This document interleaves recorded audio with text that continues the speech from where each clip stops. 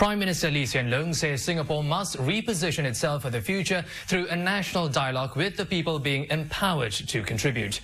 He has mapped out 3 broad themes to consider, labelling them Hope, Heart and Home. It was a rallying call by the Prime Minister in a National Day rally that took on a different format this year. 3 younger ministers were roped in to give speeches, a signal for Singapore to be forward-looking. With global competition and fast-evolving technology, the future, said Mr. Lee Hsien Loong, is what Singaporeans make of it. So the country needs to set a clear direction rather than set sail off course or drift with the tides. Singapore, he said, must always offer hope for a better future. I know that our people sometimes worry about the future. Can our children really do better than us? But if we take a step back and look at where we are objectively and see our situation in perspective, I think the answer is we are in much better shape than we give ourselves credit for. We have strong fundamentals. What do we mean? A world-class workforce, sound finances, a system that works. It's not perfect. Every now and then something goes wrong, and every time an MRT malfunctions, we are reminded of this. But we can fix these imperfections and we can keep on making it better. Key in providing hope is the investment in Singapore's future generations, so the emphasis on education and providing different pathways to meet aspirations. In the area of higher education, more university places. 2 institutions, SIM University and Singapore Institute of Technology, will be Singapore's 5th and 6th universities. And to help Singaporean families level up, the government will play a more active role in preschool education. First of all, we'll establish a new statutory board to oversee preschool education.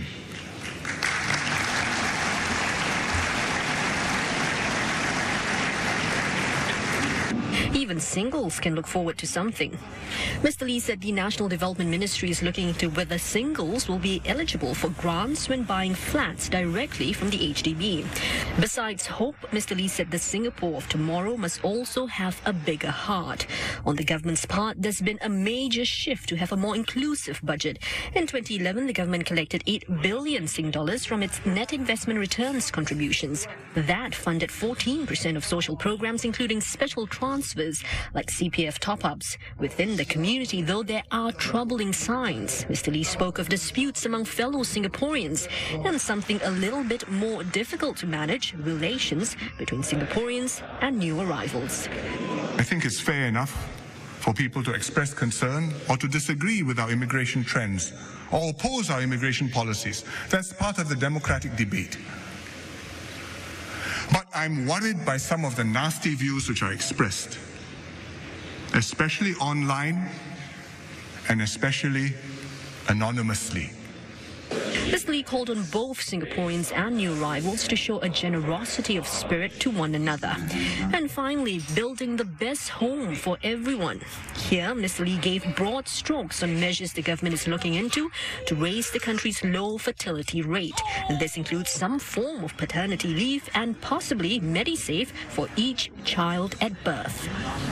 Now, building a home is also about emotional ties and shared experiences. Mr. Lee closed his speech by sharing stories from fellow Singaporeans and also his own recollection about growing up in Singapore. Now, individually, it's about life's experiences, but collectively, he said, it's about the soul of a nation. We'll be looking in detail at the major ideas and initiatives laid out by Mr. Lee tonight. But first, the very visible change in the format of this year's National Day rally, with 3 speakers taking the stage before PM Lee. First up was Senior Minister of State for Education and Information, Communications and the Arts, Lawrence Wong. He talked about achieving happiness in 3 ways: by creating opportunities, enhancing the quality of life and building resilient communities. Investing in the arts, culture and sports, so Singaporeans can have avenues for leisure, expression and self-improvement. Mr. Lawrence Wong said this is one way of enhancing the quality of life here and a path to being happy. To develop the unique talents of each student, he said the government is also doing more in the education sector. Over the past few months, my colleagues and I have been looking at how we can expand university places for Singaporeans. We've heard you and we are taking action. We will launch new degree programs.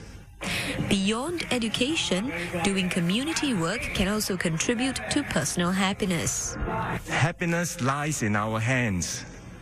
We can choose to be happy when we reach out to others, when we do something worthwhile, when we serve a higher calling and purpose. So let us all participate actively in shaping our nation's future and building the Singapore we want. For alone, we can do little, but together, there is little we cannot do. Mr. Wong, who will helm the new Ministry of Culture, Community and Youth from November 1st, said strengthening community bonds will be one of his priorities in the new ministry. To encourage Singaporeans to share a common purpose, Mr. Wong said his ministry will support initiatives from the ground. So if there's something the public wants to do for the community, he said his ministry will do its best to support in terms of resources and information. Minister of State for Community Development, Youth and Sports, Halimah Yacob, focused on how to create opportunities for all as Singapore evolves. She urged people to keep dreaming big to help build an even better society. Singapore has not moved away from the principles upon which it was founded. It will continue to give opportunities to all, provided they are prepared to work hard. Madam Halimah stressed that Singapore's meritocratic system must provide opportunities for all, regardless of their background, to pursue their dreams. In a speech peppered with examples of Singaporeans who have done well in their respective fields, Madam Halimah noted that there are those who are unable to help themselves. Madam Halimah said the country must persevere to help low-income families, as she cautioned that maintaining social mobility in a mature economy will be a challenge. But in trying to help them, Madam Halimah said there's a need to respect the needy's desire for dignity as well. We will continue to improve our approaches, for not all are able to access the opportunities available. Some families need dedicated support and intervention. We are putting in more resources to strengthen our social services sector. The government, however, cannot do it alone. Madam Halimah said it needs to partner social service agencies. This is to better understand the needs of the poor families and develop relevant services to help them. Madam Halimah stressed that the most powerful expression of Singapore values is when caring Singaporeans look out for one another. And Education Minister Heng said the national conversation about our future will be about putting Singaporeans at the heart of concerns. He said the approach will be to reaffirm, recalibrate and refresh. This sign may not be needed on trains in the future. That's because Singaporeans would instinctively give up their seats to those who need it more. It's a picture of a gracious Singapore envisioned by one student during a dialogue with Education Minister Heng Keat. Mr. Heng has been tasked by Prime Minister Lee Hsien Loong to lead a team of younger ministers who will engage Singaporeans in a national conversation about the country's future direction. It's a chance for all Singaporeans to help write the next chapter of the Singapore story. Policies will be relooked and changed if necessary. And this dialogue, Mr. Heng says, will have to be as inclusive as possible. That means seeking out the views of those who normally stay silent. Mr. Heng stressed that the national conversation must be grounded in reason, mutual respect, and an attitude of give and take. Some of these encounters make me worry. Some lift my spirit. But each raises an important question about our future. In the fight for space, will our elderly be pushed out? Will our young succeed here, or will they have to emigrate? Will our citizens seek to contribute, or will they just advance their own interests? Mr. Heng says as our society must be anchored by core values, fundamentals that are still relevant should be reaffirmed. But when things change, standards have to be recalibrated. An example is the focus on academic achievements. Mr. Heng says if overdone, the paper chase would be at the expense of holistic education and quality family time. Extreme meritocracy and competition can lead to a winner-take-all society where the winners think little of others. We need to restore a balance to the hard-nosed material pragmatism. Mr. Heng says Singapore must refresh and innovate. Where there are new developments, new directions should be boldly charted. Welcome back. Prime Minister Lee Hsien Loong has announced that Singapore will have 2 more national universities, taking the total to 6. The additions will be the Singapore Institute of Technology, or SIT, and SIM University. It means that by 2020, 40% of each school-going cohort will be able to go to university, up from 27% right now. SIM University, or UNISIM, is a private institution which runs full-time and part-time courses, while SIT has high-quality foreign partners such as DigiPen and Technical University of Munich. The government will build on their strengths and branding as institutions that have been working closely with industry and emphasizing practice-oriented teaching. With growing demand for university places among Singaporeans, the government will increase full-time places for applied degrees at SIT and UNISIM. I tasked Wong to study this issue, and he concluded that we should create more university places, but that we should focus on applied, practice-oriented degrees. For example, engineers, physiotherapists, social workers. Skills which are useful, which are in demand, which will help to get the graduates jobs. And we should not just churn out graduates, regardless of the quality of the employment opportunities. The addition of SIT and UNISIM as Singapore's 5th and 6th universities will open up 3,000 more full-time places per year by 2020. This means 4 in 10 students from each cohort will get a university education. And for part-time students, Mr. Lee has also pledged greater support for them by making more part-time places available. Part-time students at UNISIM will now be eligible for government bursaries and loans like their counterparts at the other national universities. I hope Singaporeans will take advantage of this, not just to collect a piece of paper, but to develop yourselves, learn something useful, make a contribution to society. Moving to the other end of the spectrum, Mr. Lee said the government will play a more active role and invest substantial resources in preschools. It'll bring in new anchor operators in addition to the PAP Community Foundation and National Trades Union Congress. Following suggestions from observers and experts to centralize government's efforts in regulating the sector, the government will set up a new statutory board to drive preschools. Currently, the Education Ministry oversees kindergartens, while the Community Development, Youth and Sports Ministry governs childcare centres. But Mr. Lee said the government will not nationalise the preschool sector, as a mix of operators offers diversity and choice. I would like to offer one caution to parents. Please let your children have their childhood.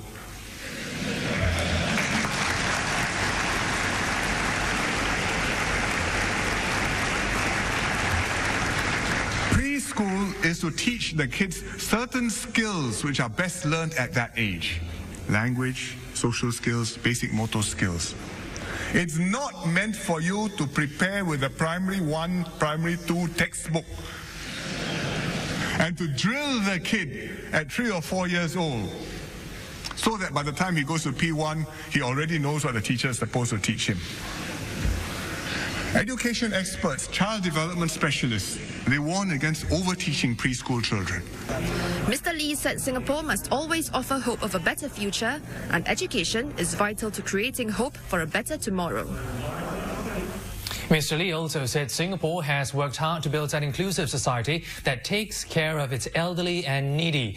But as spending on social services increases, the burden on taxpayers will also have to increase. As our social spending increases significantly, sooner or later, our taxes must go up. Not immediately, but if we're talking about 20 years, certainly within that 20 years, whoever is the government will at some point have to raise taxes. Aside from social welfare, Mr. Lee said a big-hearted Singapore also means knowing how to treat one another right. He calls for more mutual respect and understanding.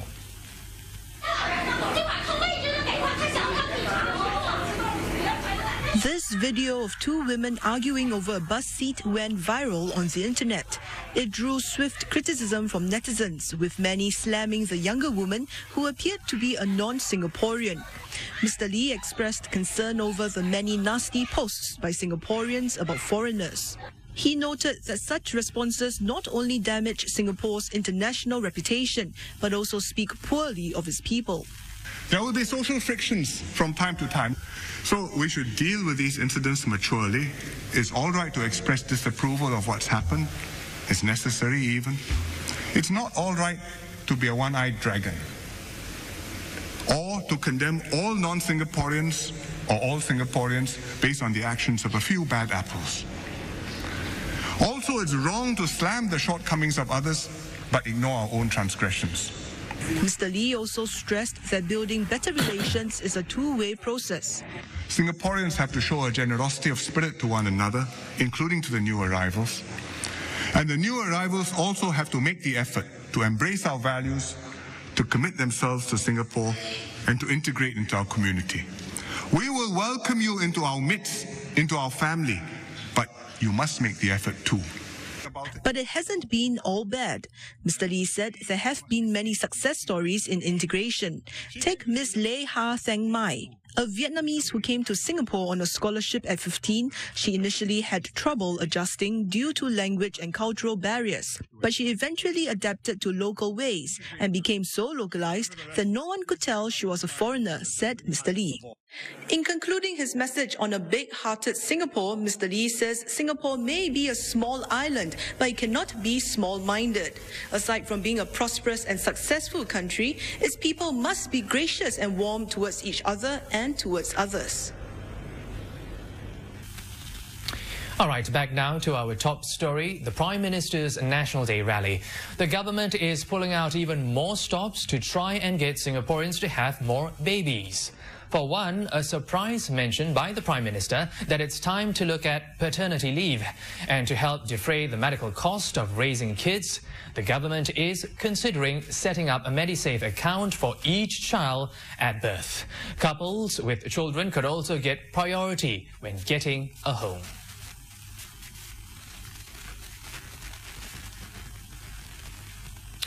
And our reporter, S. Ramesh, is at the University Cultural Centre. We have this report just in from him.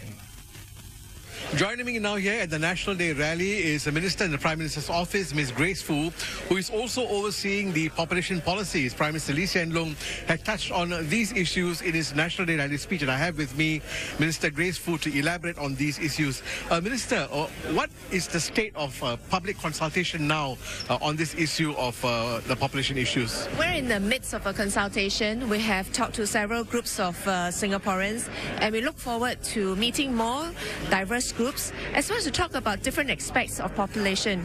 Today, I think Prime Minister talked about marriage and parenthood, but there are many other issues. For example, what's the impact on the economy? What is the structure that it will have? These are very important issues that we hope more Singaporeans will come forward, because it's important for us to have a discourse. It affects our future. It affects the kind of Singapore that we will have. It's important for all of us to be engaged on these issues. What are some of the key points that your dialogue sessions have been bringing up at the moment? Are the participants asking for too much from the government? I think that most of them I would categorize into three issues. The first is on housing. The second is on the cost of raising children. And of course, the third one is really the more intangible questions about what is society's expecting of women, what is the role of the father, for example. So when it comes to housing, many of them want to have their houses faster, and I think that's fair, because they want to set up the family faster, they want to settle down and have children, so they ask for more priority to get their houses faster. The second one is to do with the cost of raising children. And I think in tonight's rally, Prime Minister have talked about maybe the improvement on the baby bonus, about helping each of the child set up an account in MediSave, helping with their healthcare expenses. And also the third one would be on basic infant care and childcare. So I think these are very important. It addresses some of the key concerns over cost of raising children. And the third one is really about the society's value. The parental leave, I think, is a wonderful direction. But we need to discuss with employers, for example, what would be the arrangement that they're comfortable with. So Prime Minister has set up very important directions, But as to the details of the policies, that's something that we need to engage employers, employees, community, and basically work out what we think would be an effective package. Is the issue of rebates a strong point in the dialogue sessions that you have been having? Increasingly not so. Increasingly people are saying that, look, you know, it is important for us to have some help, but we must want to have children. And this is where, when they have to place having children with their career choices, they need to have this discussion. How do we encourage more Singaporeans to put setting family as one of their priorities in life? I think that would be important. So what timeline are you looking at, towards the white paper?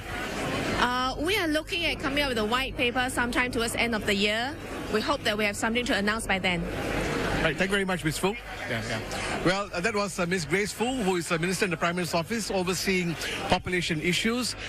She will be having many more dialogue sessions with different stakeholders, and we will definitely be hearing more ideas coming out from the community on what more can be done to encourage marriage and parenthood in Singapore.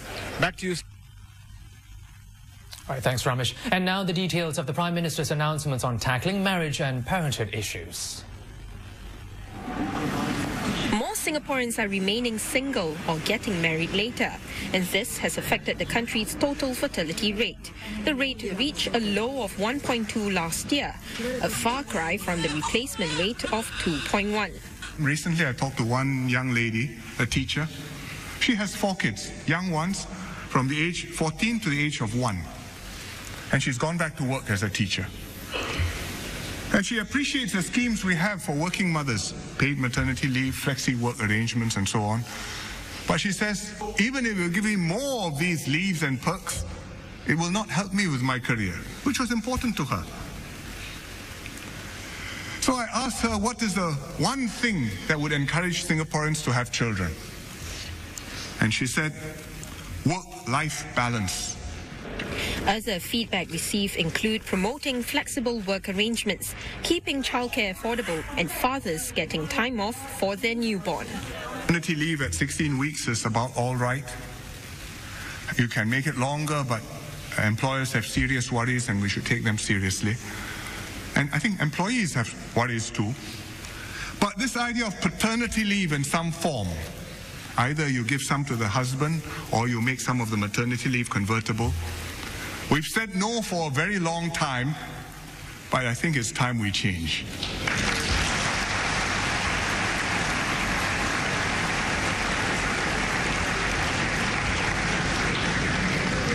To signal the importance of the father's role and your shared responsibility for raising the children.